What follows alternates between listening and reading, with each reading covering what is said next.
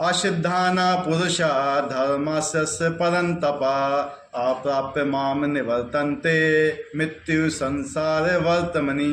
हे परंतप, परंतप किसको बोला जा रहा है यहाँ पे? हैं? अर्जुन को। परंतप क्यों बोला जाता है अर्जुन को? कौन सी तपस्या की थी अर्जुन ने जिसके लिए उसको परंतप बोला जाता है? मालूम है किसी को? अर्जुन ने अंगूठे के नाखून के ऊपर खड़े होके तपस्या की थी। हिरण्यकश्यप ने भी की थी, अर्जुन ने भी की थी, ठीक है, दिव्य अस्त्रों को प्राप्त करने के लिए। और वहाँ पे बहुत सारे ऋषि थे बद्रिकाश्रम में, तो बोल रहे थे कि जो अर्जुन की तपस्या वो हम भी नहीं कर सकते हैं। फिर उसके बाद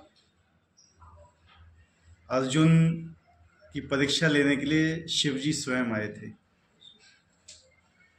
वो तो मालूम होगा ना, व्याघ्र का रूप धारण करके, है कि नहीं? वो इतने बड़े तपस्वी थे, शंकर जी ने किसी को अपना पाशुपात अस्त्र आज तक नहीं दिया था, लेकिन किसको दिया था? अर्जुन को दे दिया था, उनकी तपस्या से प्रसन्न होकर। पाशुपतास्त्र क्या होता है? पाशुपतास्त्र ऐसा अस्त्र होता है जिसको शिवजी उस समय संधान करे, जिस समय उनको प्रलय करना होता है। जब प्रलय के समय उस शस्त्र का योग इस्तेमाल करते थे वो, और उस शस्त्र को एक बार छोड़ दिया तो तीनों लोगों में प्रलय आ जाती थी, अग्नि लग जाती है, कुछ भी नहीं बचता है। और वो शस्त्र उन्होंने किसको दिया? अर्जुन को। यानी कितना विश्वास था उनको अर्जुन के ऊपर कि मतलब इस अस्त्र का दुरुपयोग नहीं होगा। इसलिए जो पहले तपस्याएं होती थी ना, तपस्याएं होती थी कि जो जिसको दिया जाता था वरदान, उसकी क्वालिटी के हिसाब से दिया जाता था कि उसके अंदर कौन सा गुण है, वो उसको धारण कर सकता है अथवा नहीं। अश्वत्थामा था। अश्वत्थामा किसका लड़का था?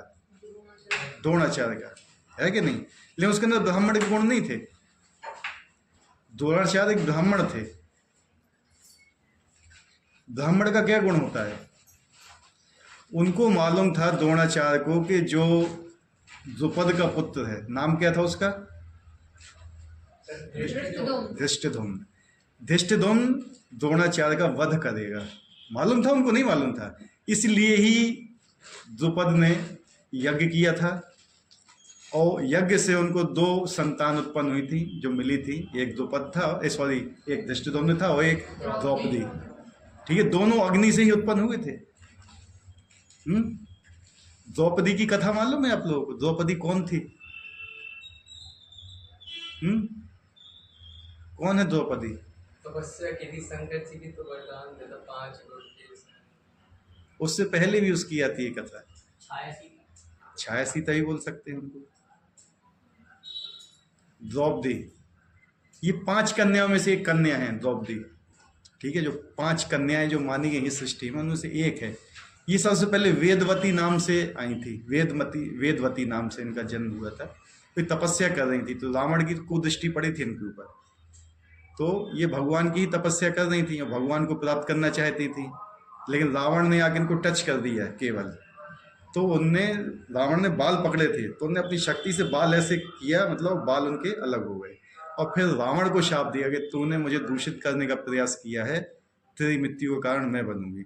उन्होंने कहा तुमने मुझे छू लिया है, अब मैं क्या हो गई? अशुद्ध हो गई, अब मैं भगवान के लिए नहीं हूं। उनने वहीं पे अपना आत्मदाह कर दिया। और फिर वही वेदवती कौन थी? जब भगवान जा रहे थे रावण का विनाश करने के लिए, तो अब पता था कि सीता महारानी का अपहरण होना है। सीता जी को रावण छू भी नहीं सकता था। रावण की इतनी हिम्मत नहीं थी सीता जी को छू भी ले, वो वहीं भस्म हो जाता वो। लेकिन अब भगवान को लीला करना थी, तो भगवान ने क्या कहा सीता मैया को कि तुम जाओ अग्नि में वास करो अभी। और वहां से कौन आई फिर? कौन थी वो? वही वेदवती थी जो वहां से आई थी, ठीक है। अब उनको क्या था, किस लिए तपस्या कर रही थी वो वहां पे? मुझे भगवान पति के रूप में प्राप्त हो, ठीक है। तो यहां भगवान राम जी किसके रूप में प्राप्त हुए उनको? लेकिन जिस समय वो आई उसके बाद से ही रामचंद्र जी क्या थे, आखेट के लिए चले गए थे। जैसे ही मतलब ट्रांसफर हुआ, छाया सीता आई और जो ओरिजिनल सीता थी वो अग्निदेव के पास चली गई। सुनना ध्यान से, मतलब रामायण में कितने तरीके से हुए। मतलब भगवान राम ने स्वयं उनको टच नहीं किया, ठीक है, और वो चले गए और यहाँ रावण आया उनको लेके चला गया। इनने क्या कहा था, मैं तुम्हारे विनाश का कारण बनूंगी, ठीक है। जब ये उनका विनाश कर दिया उनने पूरी लंका का, तो फिर जब वहां से लौट के आ रही थी, तो अब भगवान अगर इनको ग्रहण करते तो भगवान का व्रत टूट जाता। कौन सा व्रत था भगवान का? एक पत्नी व्रता का। तो उसके लिए क्या उन्हें लीला रची है? अग्नि परीक्षा। वास्तव में क्या था वो अग्नि परीक्षा? सीता का ट्रांसफर था केवल, यानी इनको जाना था और ओरिजिनल को आना था। आजकल लोग क्या बोलते हैं इस चीज को, हैं क्या बोलते हैं लोग? क्योंकि क्या है ना, असली चीज नहीं जानते हैं। असली चीज क्या है? जब वो सीता जी जो वेदवती थी वो आने लगी रामचंद्र जी, तो रामचंद्र जी पीछे हट गए, मैं आपको स्वीकार नहीं करूंगा, अग्नि परीक्षा दीजिए। यानी लोगों को घुमाने के लिए और ओरिजिनल सीता को लाने के लिए और इनको वापस भेजने के लिए ये सब लीला रची गई। और कहते हैं कि स्त्री को ही अग्नि वो देना पड़ता है, अग्नि परीक्षा पुरुषों को क्यों नहीं देना पड़ती है, फलाना ठिकाना। ये आजकल ये जो लोग फेमिनिस्ट है ना, तो ये सब चीजें ऐसी बोलते हैं। तो जब वो सीता गई, जो छाया सीता थी, जब वो अग्नि लोक में गई तो वहां फिर उन्होंने तपस्या चालू कर दी। किसकी तपस्या चालू की? शिव जी की। शिव जी जब भयानक तपस्या चालू हुई, शिव जी प्रसन्न हुए, तो उनको भगवान तो मिले नहीं थे पति के रूप में, तो बड़ी उनको व्याग्रता थी कि मुझे पति के रूप में मतलब कोई ना कोई मिले। तो जब शंकर जी प्रसन्न हुए, वो आए, तो उन्होंने सीधा कहा, बोलो क्या वादा मानते? कि पतंदे ही पतंदे ही पतंदे ही पतंदे ही पतंदे ही, पांच बोलो तथास्तु तथास्तु तथास्तु तथास्तु तथास्तु, तो वे 5 पति प्राप्त होंगे। उन्होंने तुम्हारी इच्छा की भगवान की तरह पति मिले, भगवान की तरह, भगवान के अलावा कोई हो ही नहीं सकता है, इसलिए तुम्हें ऐसे पति मिलेंगे 5 जो भगवान के महान भक्त होंगे। वो तो आदि कन्या थी, उनको कोई फर्क नहीं पड़ता था 5 पति हैं या 10 पति हो, कुछ भी फर्क नहीं पड़ता था उनको। क्योंकि क्या थी, जिस समय वो अपने केश धोती थी द्रौपदी, उसी समय वो कन्या हो जाती थी, ठीक है। और हर 1 साल वो एक पति के साथ रहती थी, एक संतान उत्पन्न करती थी, फिर दूसरे पति के साथ, फिर तीसरे। यानी इतना सत्यत्व था उनका कि जो व्यासदेव भी थे उनने भी उनको परम सती माना था, ठीक है। तो वो द्रौपदी वहां से कहाँ आई? अग्नि से उत्पन्न। फिर वही द्रौपदी फिर आगे आई, पता है, उसके आगे भी आई, महाभारत से भी आगे। उनका नाम क्या था पता है किसी को? बेला। बेला कौन थी? पृथ्वीराज चौहान की लड़की। और यही बेला ताल उन्हीं के नाम से ही है वो भी, ठीक है। तो जो ये महोबा है ना, यहाँ पे भी एक आफ्टर महाभारत हुई है। जब महाभारत के युद्ध से जो लोग थे ना प्रसन्न नहीं थे, उनकी इच्छा नहीं भरी थी युद्ध करने के बाद, तो फिर यहाँ पे दोबारा युद्ध हुआ। वही लोग आए और उन्हीं लोगों ने ही जन्म लिया। भगवान भी आए, भीम भी आए, युधिष्ठिर भी आए, नकुल सहदेव सब आए, शकुनी भी आया, दुर्योधन भी आया, सब कोई आया, और फिर यहाँ पे युद्ध हुआ, ठीक है, जिनको आला उदल की लड़ाइयाँ बोलते हैं ना। तो ये नगरी बहुत पवित्र है। तो हम कहाँ पे थे? ब्राह्मण के लिए, ठीक है। तो धृष्टद्युम्न जो था, धृष्टद्युम्न के बारे में वो द्रोणाचार्य अच्छी तरह जानते थे कि ये व्यक्ति मेरा वध करेगा। लेकिन ब्राह्मण का क्या गुण होता है? जब उसकी शरण में गया कि मुझे युद्ध कला सिखाइए आप, उन्होंने उसको स्वीकार कर लिया।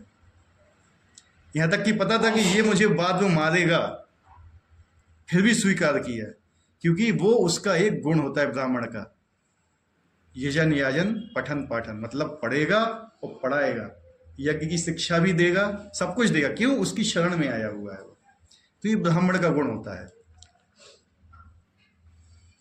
तो जो उस समय तपस्या हो रही थी अर्जुन की, वो परम तप इसलिए बोला गया था उनको, ठीक है।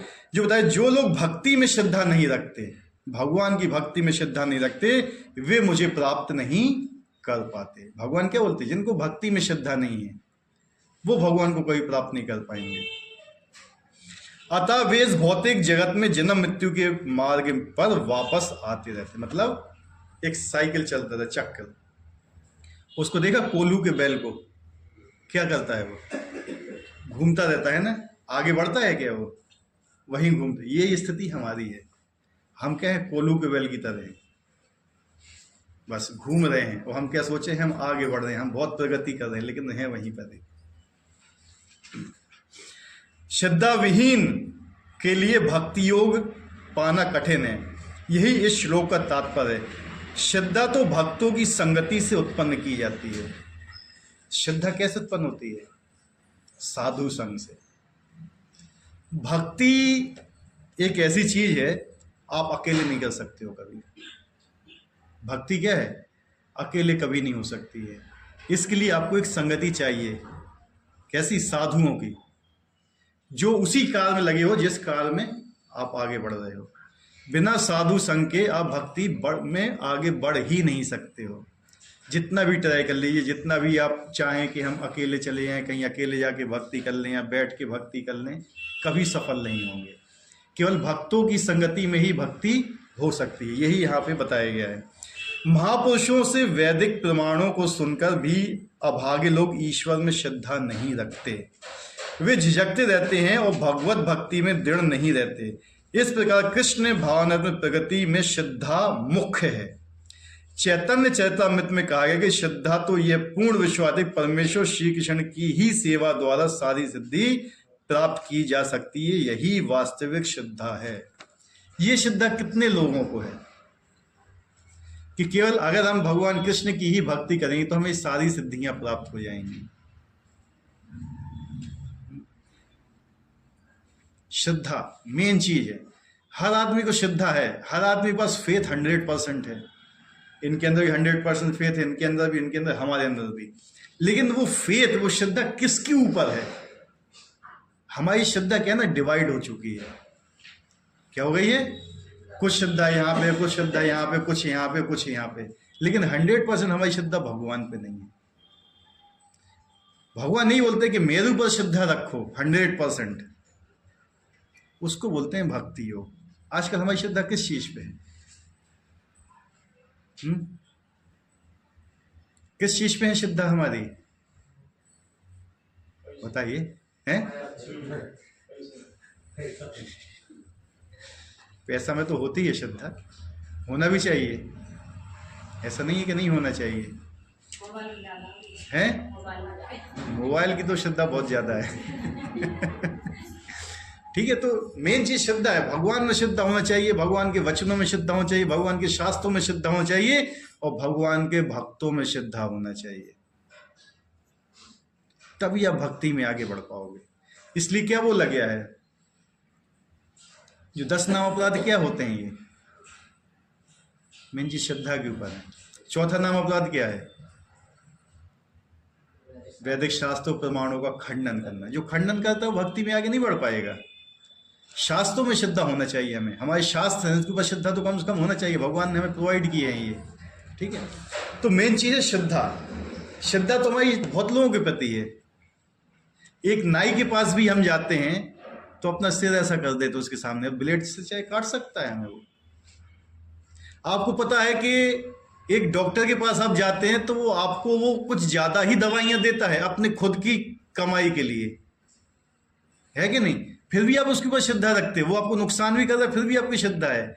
एक ट्रेन में बैठे हुए हो आप टिकट लेके, आपको ड्राइवर के ऊपर श्रद्धा है कि ये मुझे दिल्ली लेके जाएगा, ये मुझे कानपुर लेके जाएगा, मुझे इलाहाबाद लेके जाएगा, मुझे बॉम्बे लेके जाएगा। श्रद्धा नहीं होगी तो कैसे बैठेंगे आप? डॉक्टर एक दवाई लिख के देता है, आप उसको पीते हो, सही हो, क्यों? श्रद्धा है उसके ऊपर, ठीक है। तो श्रद्धा सबसे मेन चीज है भक्ति में आने के लिए। अगर आपको भगवान के ऊपर श्रद्धा नहीं है, भगवान के भक्तों पर श्रद्धा नहीं है, भगवान के शास्त्रों पर श्रद्धा नहीं है, तो आप भक्ति में आगे नहीं बढ़ पाओगे। इसी वजह नाम पे श्रद्धा, नाम सबसे सरल है भगवान के पास पहुंचने के लिए, लेकिन लोग नाम को छोड़ के हर चीज पे श्रद्धा रखते हैं, केवल नाम पे श्रद्धा नहीं रखते। नाम में भगवान क्या कहते हैं, मैंने अपनी सारी शक्तियां भर दी हैं।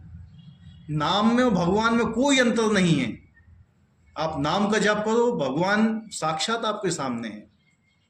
लेकिन क्या हमें वो श्रद्धा है? हम नाम जाप करते हैं तो क्या वो श्रद्धा है हमें भगवान के ऊपर कि भगवान साक्षात मेरे सामने खड़े हुए हैं? भगवान कहते हैं मैं विग्रह में उपस्थित हूं। कि कभी हमें ऐसा लगता है कि भगवान विग्रह में उपस्थित हैं? एक विग्रह हमारे घर पर रहता है। विग्रह की सेवा कैसे की जाती है पता है? एक बच्चे की तरह सेवा की जाती है विग्रह की। जैसे एक छोटा बालक होता है, बालक कभी बोलता नहीं है कि मुझे ये दे दो, वो दे दो, फलाना दे दो। भगवान विग्रह रूप में क्यों आते हैं हमारे पास? किसी को मालूम है? विग्रह मतलब जानते हो क्या होता है? हैं? नहीं जानता कोई विग्रह क्या कहते हैं? क्या होता है? हैं? मूर्ति बोला जाता है, लेकिन मूर्ति शब्द कहना उचित नहीं होता है। विग्रह वो होता है जिसमें भगवान स्वयं पधारते हैं हमारे लिए साक्षात। कलयुग में हम इतने दूषित हैं कि भगवान साक्षात हमारे पास नहीं आते हैं, लेकिन भगवान बहुत कृपालु भी हैं। तो अर्चा विग्रह के रूप में हमारे पास आते हैं, वो धारण करते हैं अर्चा विग्रह को, वो साक्षात प्रकट होते हैं कि अब मेरी सेवा करो। वो सेवा कराने के लिए आते हैं, क्योंकि जब तक हम उनकी सेवा यहाँ नहीं करेंगे ना, तो हम वहाँ कैसे उनकी सेवा करेंगे? वो एक उनका अवतार है अर्चा विग्रह। भगवान के जो अवतार होते हैं ना, उसमें एक अर्चा विग्रह का ही अवतार, वो साक्षात यहाँ प्रकट है। उनमें वो भगवान में कोई अंतर नहीं है। जो हम इनसे प्रार्थना करेंगे वो उन तक पहुंचेगी। पहले पोस्ट ऑफिस हुआ करता था, आज भी है। एक लाल डिब्बा भी हुआ करता था, मालूम है? क्या बोलते थे उसको? Post box. हर जगह लगा रहता था, छोटा छोटा। अगर आप उसमें लेटर डालोगे तो क्या होगा? पहुंचेगा ना? कहाँ पहुंचेगा? गंतव्य पे। प्रमाणित होना चाहिए, लेकिन वास्तविक अर्चा विग्रह होना चाहिए। ठीक है, तो ऐसा तो नहीं कि आपको पोस्ट ऑफिस जाने की ही जरूरत पड़ेगी, नहीं ना। तो ये जो अर्चा विग्रह होते हैं, आप इनके सामने प्रार्थना करो तो भगवान के पास वो चीज पहुंच, लेकिन हमें श्रद्धा होना चाहिए इनके ऊपर। ठीक है, एक माँ होती है, अगर उसने बच्चे के सामने एक थाली रख दी खाने के लिए, और बच्चा नहीं खाता है, कैसा लगेगा माँ को? बताइए। यहाँ दो माताएं बैठी हुई हैं, अगर आपका बच्चा है छोटा सा, आपने वह खाना रख दिया उसके सामने, वो नहीं खा रहा है, तो कैसा लगेगा आपको? हैं? क्यों नहीं खा रहा? क्या परेशानी है? मैंने अच्छा नहीं बनाया क्या? क्या यही दुख भगवान के सामने रखने पे होता है? हैं? होता है कभी ऐसा दुख? नहीं होता है। यानी डिफरेंस है ना कहीं। ये डिफरेंस नहीं होना चाहिए। जिस दिन ये डिफरेंस खत्म हो गए तो भगवान थाली साफ कर देंगे वहीं उसी दिन। तो खाए हैं भगवान ने, हजारों उदाहरण हैं। साक्षी गोपाल, साक्षी गोपाल कौन कौन गया था? ऐसे बहुत जन गए थे, आप भी गए थे, आप भी गए थे, आप भी गए थे। साक्षी गोपाल वृंदावन से चल के कहाँ पहुंचे थे? जगन्नाथपुरी। टोटा गोपीनाथ, वहां पे भी गए थे हम लोग। भगवान बैठ गए थे। एक ऐसा विग्रह, भगवान का संसार में एक ही विग्रह ऐसा है जो बैठा हुआ है, बाकी सब में खड़े हुए हैं। क्षीर चोर गोपीनाथ, भगवान ने खीर चुराई थी अपने भक्त के लिए। बहुत सी ऐसे हैं। ठीक है, उसके बाद अलारनाथ गए थे हम लोग, वहां पे भगवान ने खीर खाई थी, गर्मा गर्म खीर। उनके यहाँ पे छींटे पड़ गए थे, जल गए थे भगवान, वो भी विग्रह है। तो भगवान करते हैं, उनके अंदर ऐसे सब गुण हैं, लेकिन भगवान क्या कहते हैं? जिस तरीके से आप मेरे पास आते हो, जितना हमें भगवान के ऊपर विश्वास होता है, भगवान उतनी ज्यादा श्रद्धा हमें दंड करते हैं। अगर हमारा विश्वास नहीं है विग्रह पे, हम बोलते हैं कि ये यहाँ पे ऐसी जगन्नाथ जी बैठे हुए हैं, नहीं। लेकिन जिस दिन आप हैं, हाँ, जगन्नाथ जी कान्हा जी का ही रूप है। जगन्नाथ सुभद्रा बलदेव, जगन्नाथ जी हैं भगवान कृष्ण जी, इनकी कहानी हम सुना देंगे आपको, ठीक है। अभी बात याद दिला देना लास्ट में जगन्नाथ जी की। जगन्नाथ जी बहुत दयालु हैं, बहुत ज़्यादा दयालु हैं जगन्नाथ जी, ठीक है। हाँ, ठीक है। तो यही मीन चाहिए कि अगर हम, शील प्रभुपाद जी कहते थे, अगर आप इनको पत्थर मानोगे तो ये पत्थर की तरह आपसे व्यवहार करेंगे, अगर आप इनको भगवान मानोगे तो ये भगवान की तरह आपसे व्यवहार करेंगे। शील सनातन गोस्वामी, उनके जो अर्चा विग्रह थे, शील सनातन गोस्वामी कौन थे? हमारे आचार्य हैं। और वो क्या करते थे? भिक्षा मांगते थे। भिक्षा उतनी मांगती थी जिसमें 2-4 टिक्कड़ बन जाए बस। लाते थे आटा मान के और जमुना जी का पानी मिला के उसको गूदा और 2-4 टिक्कड़ ठोक के भगवान को भोग लगाया। तो भगवान बोलते हैं उनसे, साक्षात बात होती है भगवान से। मदन मोहन जी थे कि मेरे गले में फंसते हैं, कुछ इसमें नमक तो मिला दिया करो। सनातन गोस्वामी से कहते हैं इसमें कुछ नमक मिला दिया करो, मेरे गले में फंसते हैं। भगवान से क्या कहते हैं सनातन गोस्वामी? कहते देव भगवान, मैं ठहरा सन्यासी, मेरे पास कुछ नहीं है, ये खाना है तो खाओ। आज आप हमसे नमक मांग रहे हो, कल कहोगे मुझे घी ला के दो, परसों कहोगे सब्जी ला के दो, ये मेरे बस का नहीं है। उन्होंने कहा ठीक है, तो फिर मुझे उस भक्त के पास छोड़ दो। एक चौबे थे वहाँ पे, तो फिर उन्होंने उनके पास छोड़ दिया, वहाँ पर उनकी सेवा चलती रही। लेकिन मतलब मेरा कहने का ये है कि अगर आपके विग्रह हैं तो आप उनकी ऐसी सेवा कर रहे हो तो वो आपसे बातें करेंगे, ठीक है, सामने सामने। लोग ये सोचते हैं यार ये तो बकवास कर रहा है, लेकिन ऐसा नहीं है, हकीकत है। आपका जो हृदय पसीजेगा ना तो भगवान का ही पसीजेगा। आजकल भी ऐसे बहुत सी चीजें हैं कि गोपाल जी की आंखों से भी आंसू टपकते हैं, ठीक है। अभी कुछ ही दिनों पूर्व एक हमारे आचार्य में किसी का तिरुभाव दिवस था, अभी मतलब उनने शरीर छोड़ा था, तो वो भगवान को अपना पुत्र माना था उनने, ठीक है। गोविंद घोष नाम था शायद, ठीक है।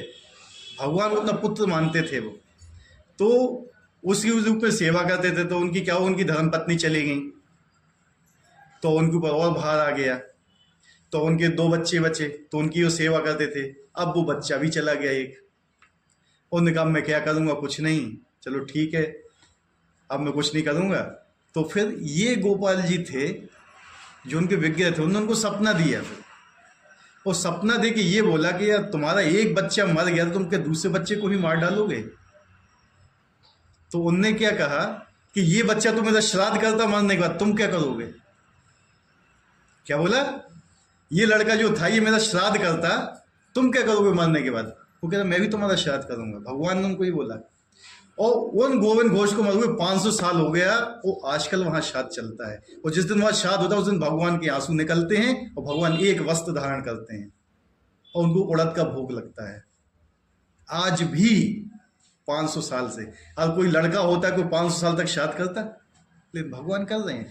देखो अगर हम भगवान को पुत्र के रूप में मानते हैं ना, हम 100% नहीं, लेकिन भगवान 100% हमें उसका देते हैं। एक बार मान के देखिए, भगवान को अपना सखा मानते हो, मित्र मानते हो, दोस्त मानते हो, पति मानते हो, कुछ भी, एक बार भगवान से रिलेशन तो स्थापित कीजिए,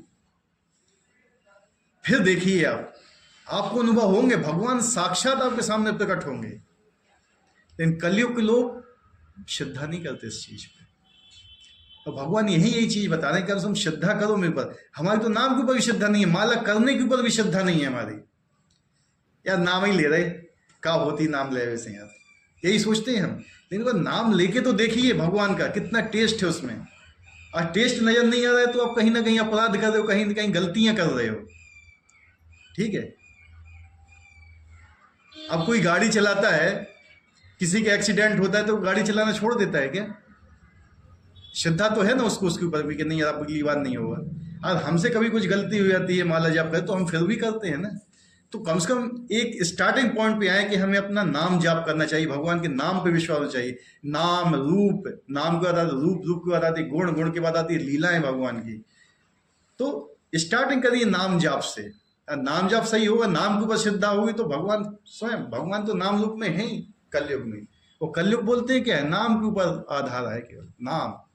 नाम से ही भगवान प्रकट हो जाएंगे।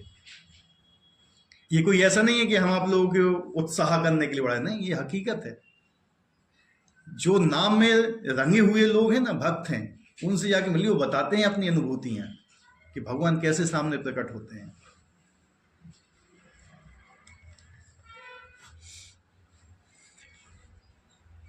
तो क्या वृक्ष की जड़ को सींचने से उसकी सारी डालें, टहनियां और पत्तियां तुष्ट होती हैं, और अमाशय को भोजन प्रदान करने से शरीर की सारी इंद्रियां तृप्त होती हैं। इसी तरह भगवान की दिव्य सेवा करने सारे देवता सता अन्य समशीव स्वतः प्रसन्न होते हैं।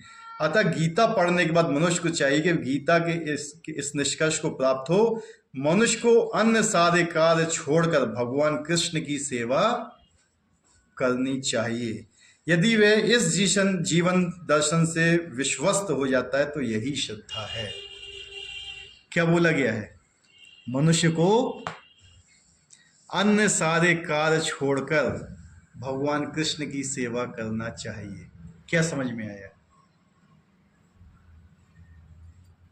अन्य सारे कार्यों को छोड़कर भगवान की सेवा करना चाहिए, यही भगवान के ऊपर श्रद्धा है।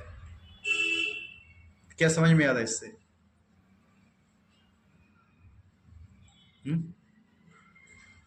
भगवान ने भी गीता में बोला है, सर्व कर्मन पर सब धर्म पर त्यज्य मामेकम शरणं व्रज अहम संसार पापेभ्यो मोक्षयिष्यामि मा शुचि। ये यहाँ बोल रहे हैं सारे कार्यों को छोड़ दो, और मेरी सेवा करो। तो इसका मतलब क्या हुआ? सारे कार्यों को छोड़ देना चाहिए, हैं? क्या वर्क करना चाहिए फिर? वो कारण भगवान के इलाज में बात हैं? वो कारण भगवान के इलाज में बात में बात आना, वो कार्य क्या आ रहा है समझ में? बताइए। बहुत मेन लाइन है, इसलिए हम रुक गए यहाँ पे। हैं? तब मैंने कुछ चीज सही बोली, हल्की। 2-3 चीजें होती हैं उसमें। जो भी कार्य होते हैं भक्ति में हमारी सहायता करते हैं, उनको हमें करना चाहिए। कुछ जो कार्य होते हैं जो भक्ति में बाधक हैं, उनको हमें त्याग कर देना चाहिए। ये हमें किसने बताया था? श्रील रूप गोस्वामी ने। ठीक है, ये हमें बताया है जो भक्ति में सहायक हैं, भक्ति को बढ़ाने के लिए वो कार्य हमें करना चाहिए। कोई भी चीज है और वो भक्ति में आपका सहायक बन रही है तो ठीक है, तो आप उसको करिए। आपको ये लगता है कि अगर ये काम करने से आपका नाम जाप रुक रहा है, भगवान की सेवा रुक रही है, आपके पठन पाठन रुक रहा है, भगवान की पूजा रुक रही है, तो उसको त्याग दीजिए। ज़्यादा उसमें सोचने की जरूरत नहीं है, क्योंकि लाइफ हमारी लिमिटेड है, और जो ये लाइफ हमें मिली है अगले मिलेगी अथवा नहीं मिलेगी। श्रील प्रभुपाद जी का आंदोलन कितने साल तक है? जो ये कलयुग चल रहा है ना, कलयुग के 10,000 वर्ष है जो शुरू किए, उसको पता क्या बोला गया है? हैं? इसको बोला गया कलयुग का सतयुग। अभी तो कलयुग वास्तव में चालू हुआ नहीं है, ये कलयुग की उल्टी धारा बह रही है। अभी शुरू के 10,000 साल, जब से कलयुग चालू हुई, जब से भगवान इस धरा से गए हैं, उसके बाद से 10,000 साल, 5,000 साल तो बीत गए, 5,000 साल और बचे। तो ये जो 10,000 साल है ना, इसमें भक्ति बहुत बढ़ेगी, इसके बाद घटेगी भक्ति बहुत स्पीड से। और यही वो समय है जिस समय हम यहाँ से निकल सकते हैं। अगर हम ये सोचते हैं कि हम अगले जन्म में आके कर लेंगे, तो उस समय ना तो श्रील प्रभुपाद जी के भक्त मिलेंगे, ना इस्कॉन मिलेगा, ना आंदोलन मिलेगा, ना ही पुस्तकें मिलेंगी। अगर आप ये सोचते हो कि मैं स्वर्ग में चला जाता हूँ, ठीक है, यहाँ से स्वर्ग, श्रील प्रभुपाद जी ने बोला हुआ कि मेरे मैक्सिमम भक्त हैं जो श्रील प्रभुपाद के मैक्सिमम से स्वर्ग जाएंगे, उन्होंने बोला हुआ है। ठीक है, तो स्वर्ग में अगर हम रहेंगे और वहां से लौट के आए तो 10,000 साल तो बीत चुके होंगे। फिर यहाँ पे कैसे रहोगे? बहुत भयानक स्थिति है। ये चीज हमें कंसीडर करना चाहिए कि जो आज हमें समय मिला है इतना अच्छा, जो ये समय है शुरू के 10,000 वर्ष कलयुग के, इसमें बहुत पुण्यात्माएं जन्म लेती हैं। ठीक है, नहीं तो जन्म लेना तो आपके हाथ में है नहीं ना, आपको भेजा गया है इधर। और इस समय का सदुपयोग करो, और इस समय सदुपयोग करके चले गए ना तो निकल जाओगे, और नहीं तो फिर वापस आओगे। क्योंकि समय भक्ति बढ़ेगी। भगवान क्या कहते हैं, जिसकी भक्ति में श्रद्धा नहीं होती है वो वापस आएंगे, लिखा है ना इसी में, वो जन्म मृत्यु के चक्कर में वापस आते रहते हैं। लेकिन जिसकी भक्ति में श्रद्धा है वो यहाँ से निकल जाएगा। तो मेनली क्या है, हमें समय का सदुपयोग करना है, शील प्रभुपाद जी के आंदोलन का सहयोग करना है। और ये ज्ञान कितने लोग लेके हमारे आसपास आए, देखो लिस्ट लगी है पूरी। भगवान से कितने महान आचार्य ये किताब हमारे पास लेके आए हुए हैं। कोई साधारण नहीं है, ये सोचो कि हम कोई साधारण संप्रदाय से जुड़े हुए हैं, साधारण नहीं है ये। क्या होता है ना कि वो कहते हैं ना कि कुत्ते के मुंह में चीनी लगना, बोलते हैं ना, हमें ऐसी चीज मिली हुई ना जिसकी हम कल्पना भी नहीं कर सकते हैं। एक मतलब सब्जी तौलने वाले को अगर एक वाट मिल जाता है जो पारसमणि का होता है तो उसकी कीमत नहीं जानता, उसको किस लिए इस्तेमाल करता है, सब्जी तौलने के लिए या कोई चीज तौलने के लिए। वैसे ही हम हैं, हमें इसका अंदाजा नहीं है।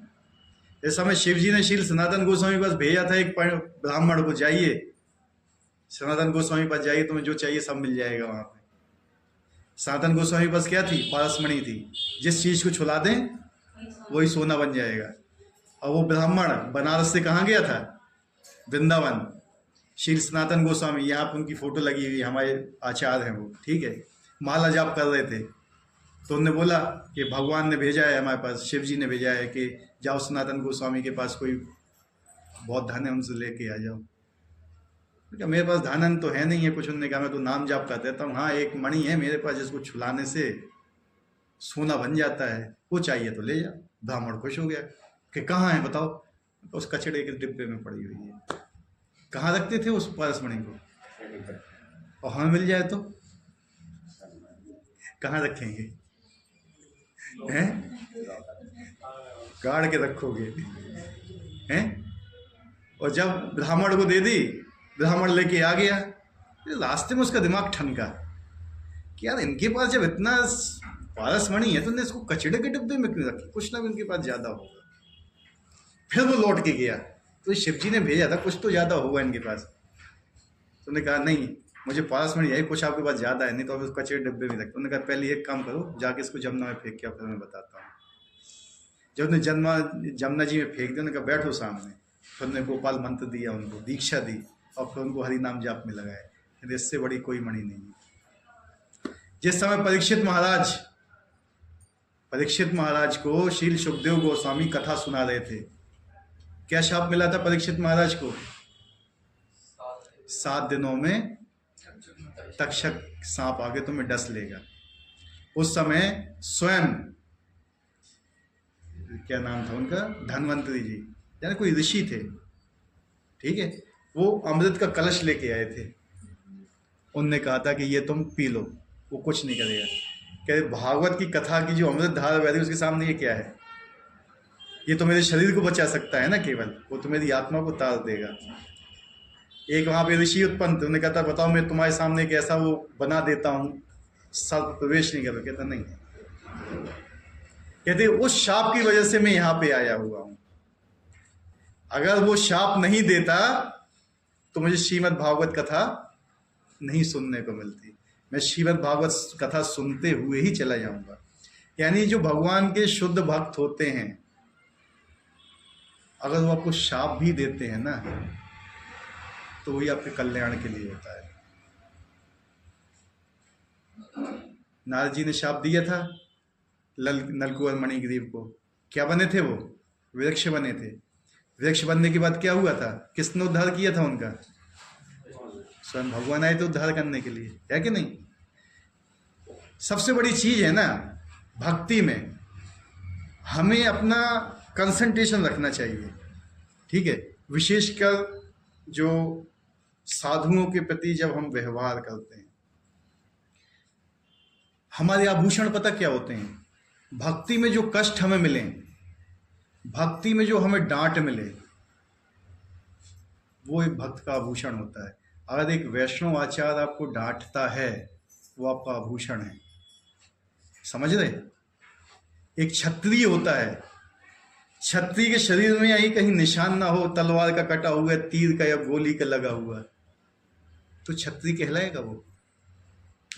आभूषण होते हैं उनके, वो दिखाते हैं, देखो यहाँ मुझे गोली लगी थी, यहाँ मुझे तलवार लगी थी, दिखाते हैं कि नहीं दिखाते हैं? यही भक्तों का होता है।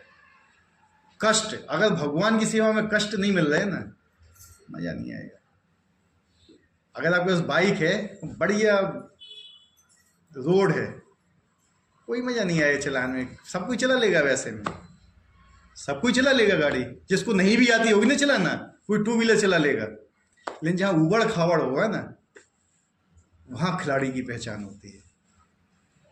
ठीक है, इसलिए जब फौज में भर्ती होती है ना, एक उसमें ऑब्स्टेकल रेस होती है, हम लोग ने की थी, उसमें इतनी दुविधाएं डाली जाती है ना बीच में कि आदमी पस्त हो जाता है। कभी छलांग लगाना, कभी नीचे, कभी गड्ढे में जाना, कभी कांटों में घुसना है, कभी रेंग के जाना है, कभी पानी में घुसना है, यानी उसकी पूरी निकाल देते हैं वो। वहां पे पता चलता है कि हाँ अब ये क्वालिफाइड हुआ है, यानी इतना तपा देते हैं ना उसको। इसी प्रकार से भक्ति में ही अपने आप को तपाना पड़ता है। ठीक है, जब तक विपरीत परिस्थितियां नहीं आती हैं, जब तक अच्छी परिस्थितियां आती हैं, तो हर आदमी भजन कर लेता है अच्छी परिस्थितियों में। लेकिन जहां परिस्थितियां विपरीत हुई, वहां कौन टिकता है, ये मेन चीज होती है। विपरीत परिस्थितियों में 99% लोग माला छोड़ देते हैं। हम तो इनको भजन कर रहे थे, हमारी मोड़ा मर गो, कहाँ है भगवान, छोड़ो भजन, हमें नहीं करने भजन। लेकिन विपरीत परिस्थितियों में लोग क्या कहते हैं, हमारे घर में विग्रह हैं, आज हमारे घर में कोई खत्म हो गया, हम भगवान की पूजा नहीं करेंगे, भगवान को भोग नहीं लगाएंगे। तो क्या आप भी नहीं खाते हो उस दिन? आप भी नहीं खाते हो क्या? यही होता है ना, भगवान के पट बंद। आदमी तो है ही नहीं है, पत्थरा है वे तो हैं। यही होता है ना, पट बंद, काम खत्म। हमारे लिए यार हम खाते रहेंगे, उनके पट बंद, उनको छूना ही नहीं है, बंद रान दो ना। यही है ना हमारी मेंटलिटी। लेकिन हम ये नहीं सोच सकते कि जब तक हमारे घर में शुद्धता नहीं हो जाती है, तब तक हमारे घर में कहां से आता है, हमारे घर में चूल्हा नहीं जलता, दैट इज कन्फर्म। होता है, ऐसा ही नहीं होता है। लेकिन हमारे यहाँ कहां से आता है? तो क्या हमने कभी उनको बोला है कि हमारे गोपाल जी के लिए बना दो? हैं? क्यों नहीं बोला? क्योंकि हम उनको मानते ही नहीं है कि वो घर के सदस्य हैं। सही बात है कि नहीं? यहां पे चीज फंसती है, यहां पे आपकी परीक्षा होती है। कभी किसी पड़ोसी वाले से बोला, ऐसा तो है नहीं कि यार 3-4 दिन की शुद्धता तो आपने स्नान नहीं किया, कि आपने पड़ोसी बोला आओ हमारे ठाकुर जी को नहला दो, आप उनके वस्त्र बदल दो, उनके लिए आप बना दो खाना? कभी नहीं बोलते हैं, है कि नहीं? तो ये चीज ध्यान में रख जाए कि हमारे भगवान और भगवान के भक्तों के प्रति कैसे वो लेना। अगर तुम उनको मानोगे तो फिर वो भी तुम्हें मानेंगे। ठीक है, इस श्रद्धा का विकास कृष्ण भावनामृत की विधि है। कृष्ण भावनावाद व्यक्तियों की 3 कोटियां हैं। तीसरी कोटि में वे लोग आते हैं जो श्रद्धाविहीन हैं। यदि ऐसे लोग ऊपर भक्ति में लगे भी रहें तो भी उन्हें सिद्ध अवस्था प्राप्त नहीं हो पाती।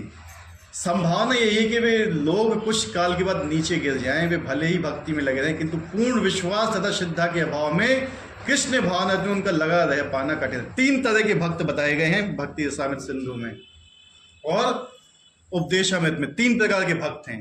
एक होते हैं कनिष्ठ, क्या होते हैं? कनिष्ठ भक्त होते हैं।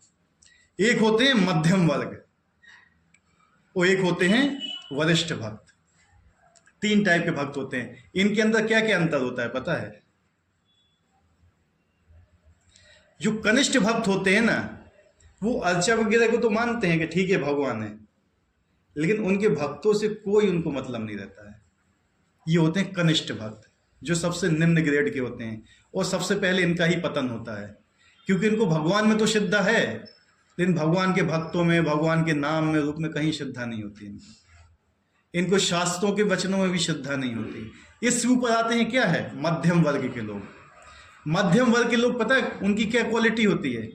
उन्हें भक्तों के ऊपर भी विश्वास रहता है, भगवान के ऊपर भी विश्वास होता है, शास्त्र में भी उनको मध्यम वर्गीय ज्ञान होता है। ठीक है, वो क्या सोचते हैं, उनका क्या मानना होता है, जो हमसे सीनियर हैं, क्या है, जो हमसे सीनियर है भक्ति है, हमें उनकी सेवा करना चाहिए, और जो हमसे जूनियर है उनके ऊपर हमें दया करना चाहिए। क्या करना चाहिए? दया और सेवा, दोनों चीजें क्या है। और जो हमारे समकक्ष हैं उनसे हमें मित्रता करना चाहिए। और जो भगवान को नहीं मानते हैं, भगवान के द्रोही हैं, उनसे हमें उपेक्षा करना चाहिए। क्या करना चाहिए? वो होते मध्यम वर्ग के, वो ज्यादा नहीं फंसते हैं, और मध्यम वर्ग में ही प्रचार हो पाता है। एक व्यक्ति को मध्यम वर्ग में होना चाहिए, उसको ये होना चाहिए अगर कोई हमसे जूनियर है, ये श्रील रूप गोस्वामी बताते हैं, हमसे भक्ति में निम्न है, तो हमें उसको ऊपर उठाना चाहिए, उसके ऊपर दया करना चाहिए। क्या करना चाहिए? दया। दया का मतलब क्या होता है? क्या होता है दया का मतलब? उसको बढ़िया 56 प्रकार के भोजन देना, कपड़े देना, ये देना, वो देना है। क्या होता है दया का मतलब? वो ये जानता है कि ये शरीर नहीं है, ये भी भगवान का एक अंश है, ये भी मेरा एक भाई है, और ये भी यहाँ कष्ट भोग रहा है। हमारे जो दादा गुरु, दादा क्या परदादा गुरु बोलना चाहिए, शील भक्ति सिद्धांत सरस्वती ठाकुर महाराज जब भौतिकतावादी लोगों को देखते थे तो रोते थे। वो शील भक्ति सरस्वती ठाकुर शील प्रभुपाद जी के गुरु, रोते थे। वो क्यों रोते थे? देखो ये लोग कितने कष्ट भोग रहे हैं, वो समझाने के बाद भी नहीं मान रहे, फिर भी कष्ट भोग रहे, क्या होगा इनका। उन्हें रोना आता था उनको देख के। क्या हमें आता है ऐसा रोना देख के कि ये लोग कष्ट भोग रहे हैं, भगवान से विमुख हैं, अलग हैं, और फिर ये फिर मरेंगे, फिर जिंदा हो, फिर जन्म लेंगे, फिर मरेंगे, फिर जन्म लेंगे, ये इनका चलता रहेगा। तो जो जिनके अंदर कृपा होती है ना हृदय में, वो ये सोचता है, और जो हमसे सीनियर होता है उसकी हमें सेवा करना चाहिए। जो जूनियर होता है, जूनियर के ऊपर दया करना भी क्या है? सेवा है। वो भी गुरु भी क्या होता है? शिष्य की सेवा करता है, और शिष्य भी क्या होता है? गुरु की सेवा करता है। दोनों चीजें होती हैं। गुरु कैसे शिष्य की सेवा करता है बताइए?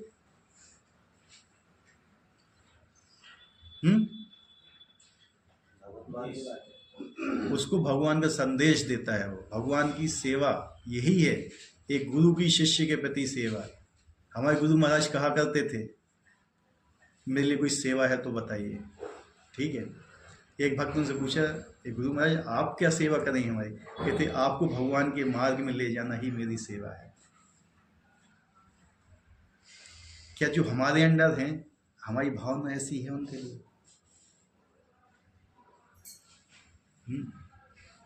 सोचो, जैसे ये आपस में सोचने की विषय है। एक कुत्ता होता है ना, जो अपने बैठने के लिए पूंछ से साफ कर लेता है, बैठ जाता है, स्वार्थी होता है ऐसा व्यक्ति। अगर हम अपनी भक्ति में लगे हुए हैं, एक गुफा में जाके बैठ गए कि भैया हम अपनी भक्ति करेंगे, निकल जाएंगे, स्वार्थी है वो, भगवान उससे कभी प्रसन्न नहीं होते हैं। लेकिन जो व्यक्ति भगवान के लिए कष्ट उठाता है, गली गली में घूमता है, भगवान के लिए भगवान के संदेश देता है, सबसे ज्यादा प्रसन्न होते हैं भगवान उसके बाद, कि ये मेरे पास लेके आ रहा है। कोई प्रचार किसका है? श्रीमती राधा रानी। राधा रानी सबसे ज्यादा प्रसन्न होती है जब कोई व्यक्ति किसी ऐसे भटके हुए जो भगवान से भूम को उनको भगवान के सामने लेके आता है। बरसाने बैठ के राधे राधे करने से कुछ नहीं होने वाला, ठीक है। लेकिन जब कोई यहाँ आएगा, प्रचार करेगा और दूसरे लोग को भगवान की शरण लेके जाएगा, राधा रानी सबसे ज्यादा प्रसन्न उससे होती है, सबसे ज्यादा। और हमारी पूरी गुरु परंपरा ही राधा रानी से आई हुई है। राधा रानी हमारी इष्ट देवी है, ठीक है। कौन थे सब? शील रूप गोस्वामी साथ सारी मंजरियाँ थी। मंजरियाँ कौन होती हैं? ये गोपियों के नीचे आती हैं, जरा भगवान की सेवा में लगी रहती हैं। वो आई थी, उनने बताया कि क्या है ज्ञान ये। तो हमारा काम क्या है? हमें लोगों को भगवान के सामने लगे, यही हमारी सेवा है। हमारी ज्यादा औकात नहीं है। वृंदावन क्या है? किसके रहने के लिए वृंदावन? भगवान का घर है वो, भगवान के रहने के लिए, कि हमारे रहने के लिए है? हम क्या चाहते हैं? वहां जाके रहें बस, हैं? एक कुत्ते की औकात है ना, घर के बाहर ही रहती है, उससे ज्यादा नहीं होती है। हम तो कुत्ते से भी गए बीते हैं। तो हमें अपनी परिस्थिति समझना चाहिए, लेकिन हम अपनी परिस्थिति नहीं समझ के हम ऐसी चीजों में घुसते हैं जहां पे सब लफड़ा। आजकल क्या है, 99% लोग वृंदावन की तरफ भागते हैं, हम यही रहेंगे, यहाँ फ्लैट ले लेंगे, या कर लेंगे, वो कर लेंगे, फलाना ढिकाना, और वहां जाके सबसे ज्यादा अपराध करते हैं और नरक के भागी होते हैं। वृंदावन में रहना कोई साधारण बात नहीं है, हर आदमी नहीं रह सकता है। वहां के लिए शुद्ध चेतना होना चाहिए, तो हमारी चेतना वैसी दूषित है। वहां पे जाएंगे तो भी वही करेंगे जो हम यहाँ कर रहे हैं। वृंदावन क्या है, एक सेवा का धाम है, भगवान की सेवा करने जाओ वहां पे। सेवा हम यहाँ नहीं कर पा रहे हैं, वृंदावन हम भाग रहे हैं सेवा करने के लिए। वहां रहने के लिए हमारे यहाँ घर पे बनती नहीं, घर पे लड़ाई होती, वहां जाके रहेंगे तो वहां भी लड़ेंगे। वहां पे जाके कहेंगे भैया वृंदावन में हम नौकरी कर रहे हैं। वृंदावन के नौकरी करने के लिए क्या, पैसा कमाने के लिए क्या वृंदावन? वृंदावन है भजन स्थली। वहां की जो धरती है ना, वहां के भक्तों के आंसू से सिंची हुई है पूरी धरती। वहां जाके पैसा कमाओगे? लोग इसलिए जाते हैं कि वहां पैसा कमाएंगे, हम वहां रहेंगे, वहीं पैसे कमाएंगे, ये करेंगे, वो करेंगे। नहीं, वो इसलिए नहीं है वृंदावन। वृंदावन का वास्तविक दर्शन करना है तो वृंदावन में जाइए, वहां सेवा करने, सब कुछ प्राप्त हो जाएगा वहां। लेकिन वहां भोगने के चक्कर से जाओगे कि मैं यहाँ पे भोगूंगा, अभी नहीं।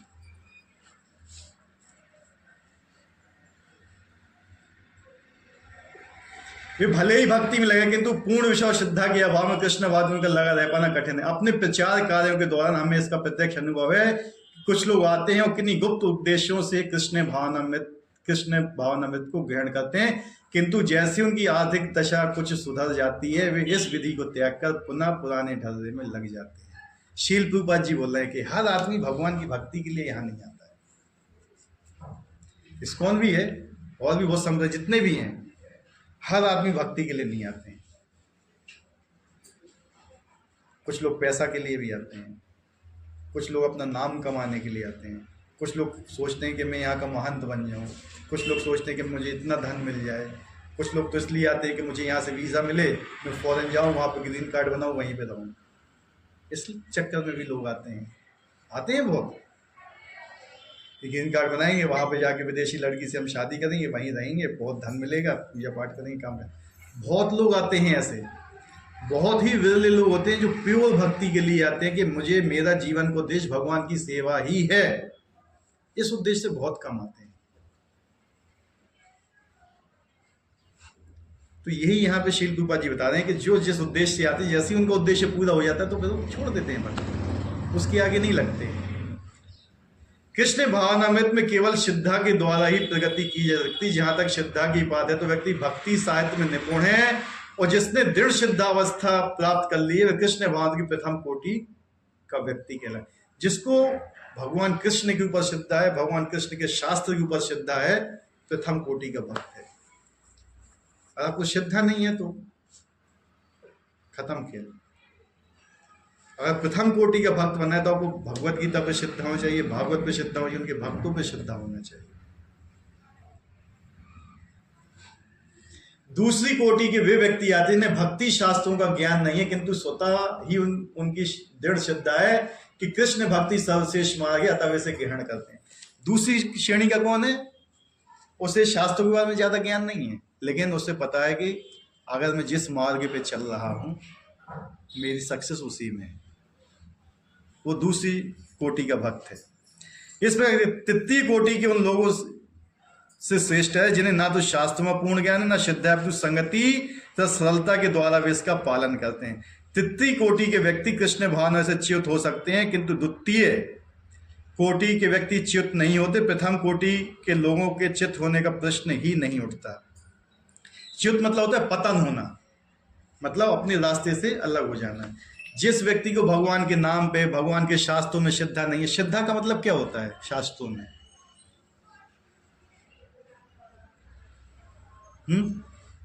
शास्त्रों में श्रद्धा को आप कैसे बताएंगे? क्या होता है शास्त्रों में श्रद्धा का मतलब? विश्वास। विश्वास या उसका पर्यायवाची हो गया। आज शास्त्रों में श्रद्धा है तो मतलब क्या हुआ? इसका मीनिंग बताइए हमें। उसकी कई बात हर बात मानेंगे हैं? उनकी कई हर बात मानेंगे। वो कैसे मानोगे हर बात? कैसे पता होगी आपको? हैं? जिस पर श्रद्धा है उसकी बात मानेंगे। तो श्रद्धा मानिए कैसे? उसका भी तो अपने आप मान लेंगे। शास्त्रों में श्रद्धा का मतलब है कि नियमित तौर पर आप शास्त्रों का अध्ययन कर रहे हैं अथवा नहीं कर रहे हैं। अगर आप नियमित तौर पर रोज अगर 10-15 मिनट 20 मिनट आधा घंटा शास्त्रों के लिए नहीं निकाल रहे हैं तो क्या श्रद्धा है आपकी शास्त्रों पे? बताइए हमें। आप कहते हैं मुझे श्रद्धा है, मैं अपने पति से प्रेम करती हूँ लेकिन उसके लिए रोटी नहीं बनाऊंगी, मैं उसके कपड़े नहीं धोऊंगी, मैं अपनी पत्नी से प्रेम करता हूँ उसके लिए मैं बाहर नहीं जाऊंगा नौकरी, उसको पैसे कमा के नहीं दूंगा मैं। तो प्रेम है ये? श्रद्धा है ये? कुछ नहीं। क्या हुआ ये? दिखावा। मुझे गीता में श्रद्धा है, भगवत गीता पे श्रद्धा है, भगवान में श्रद्धा है, भगवान की पूजा नहीं करूंगा, गीता का अध्ययन भी नहीं करूंगा, लेकिन वो श्रद्धा है। समझे बात को मेरी? मैं क्या कहना चाहता हूं? अगर आप भगवत गीता को नहीं पढ़ रहे तो भगवत गीता पे आपकी श्रद्धा है ही नहीं। श्रद्धा होती तो पढ़ते। श्रद्धा नहीं है, नहीं पढ़ रहे। भगवान के ऊपर श्रद्धा है तब तो पूजा करोगे, नहीं है श्रद्धा तो खत्म खेल, है कि नहीं? तो यही चीज है, मेन चीज क्या है? श्रद्धा है। जिस दिन ही श्रद्धा आपके पास आ गई उस दिन समझ लो आप फिर वापस नहीं आने वाले। आप लोगों के घर में कितने लोग ऐसे हैं जो आपके घर में नए वस्त्र आते हैं तो आपको गोपाल जी के लिए भी नए वस्त्र आते हैं?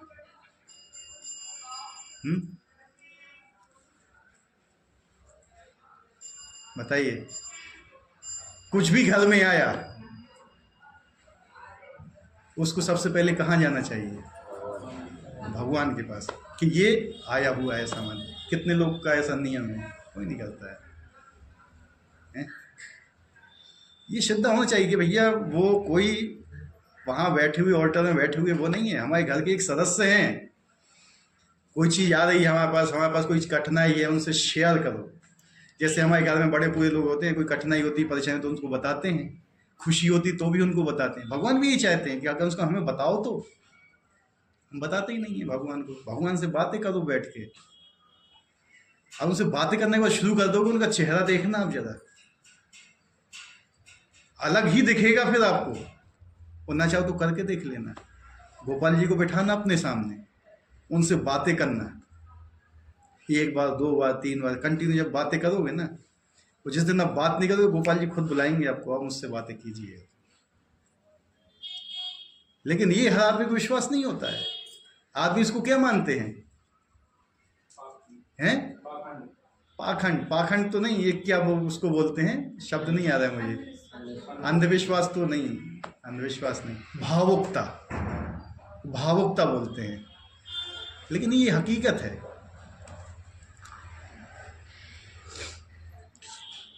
कभी कभी तृतीय कोटि के व्यक्तियों की प्रवृत्ति कर्मयोग तथा ज्ञान योग की हो रहती, कभी कभी वे विचलित होते रहते, किंतु ज्यों ही उसमें ज्ञान तथा कर्मयोग का संदूषण निकल जाता है वे कृष्ण भावना के द्वितीय कोटि या प्रथम कोटि में प्रविष्ट हो जाते हैं।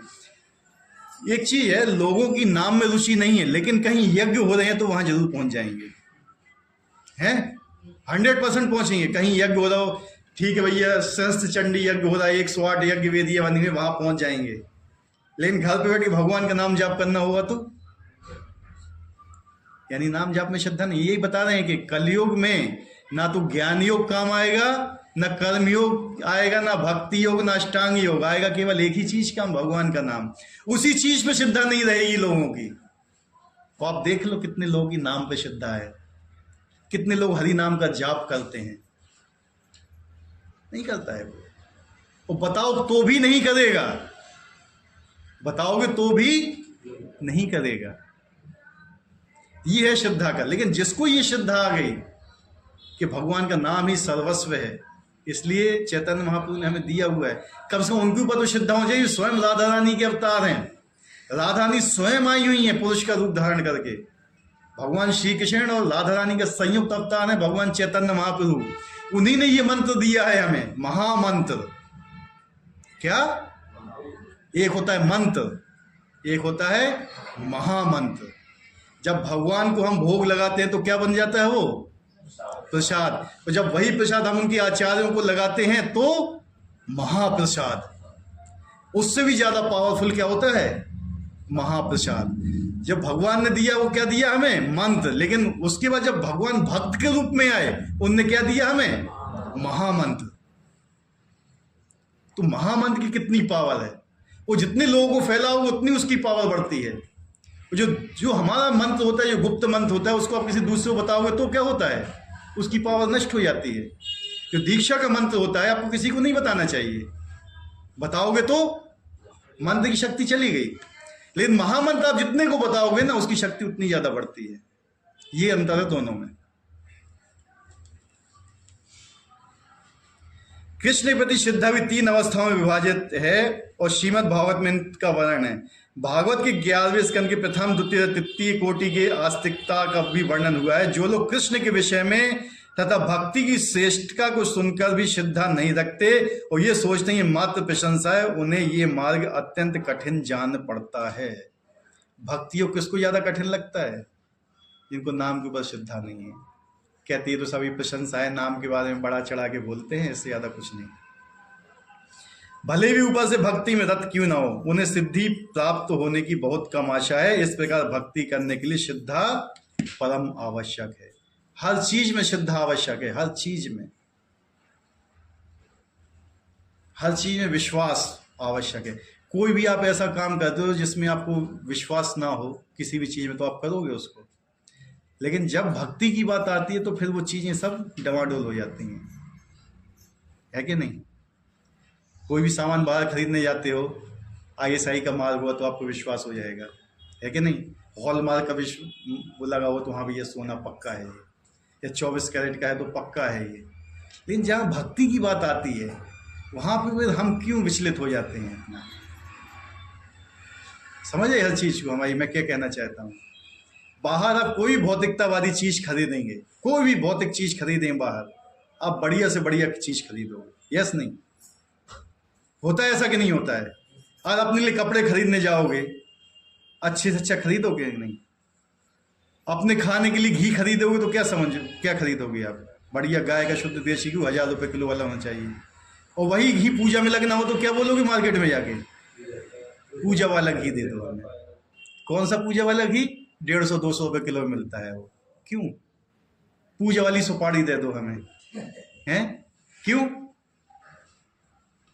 मतलब क्या है? समझ रहे हो ना हमारा कहने का मतलब? हमारी चेतना कैसे फर्क हो गई, है कि नहीं? हमारे लिए तो बढ़िया कपड़े आएंगे, बढ़िया भोग हम खाएंगे, 56 भोग। भगवान को क्या देते हैं? मिश्री मक्खन लगा दो, सभी रस ले। सवेरे से देखना ही है पानी पी रहे कि नहीं पी रहे, पानी बदलने के नहीं बदलने, और ना शाम को सुवाने के नहीं सुवाने, सवेरे ना जगाने के नहीं जगाने, कोई मतलब नहीं।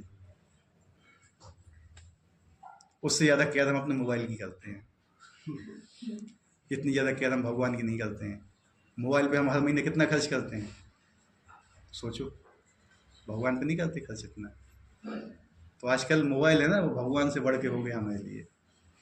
जितना समय मोबाइल को देते हैं ना उतना भगवान को नहीं देते हैं। उतनी समय दे दो। बहुत सी चीजें हैं, मोबाइल आपको नरक में लेके जाएगा और भगवान आपको वैकुंठ लेके जाएंगे, फिर भी मोबाइल प्रिय है। मोबाइल जरा नीचे गिर गया ना तो कहीं लगा, और कहीं भगवान का विग्रह जरा नीचे गिर गया तो उठा के रख दो, कोई फर्क नहीं है, हैं? ये मेंटलिटी है हमारी, है कि नहीं है? मोबाइल को चार्जिंग में लगाएंगे 2-2, 3-3 बार। भगवान के भोग के लिए तो कोई चिंता ही नहीं है। उनका पानी है बदलना है, पानी रखना है, पानी देना है, कुछ नहीं। लोग इसको भी क्या समझते, तो मानसिकता है ये। भगवान अगर को होते थोड़ी कुछ है, ये सब ऐसे ही बना के रख दिया है बूढ़े बुजुर्ग लोगों ने। कुछ काम था ही नहीं, गुफाओं में रहते थे, कुछ नहीं था तो उन्होंने भगवान की मूर्ति बना दी, पूछते रहो, टाइम पास होता रहेगा। ऐसा नहीं है। ये ऐसी विज्ञान है जो हमारे आज की साइंस से बहुत ऊपर है, ठीक है? और सब लोग मानते हैं इसको, ऐसा नहीं कि इंडिया अकेले में है, हर जगह मानते हैं। तो बेसिकली क्या है ना, हमारी श्रद्धा हमारी नष्ट नहीं होना चाहिए और श्रद्धा हमें बना के रखना चाहिए।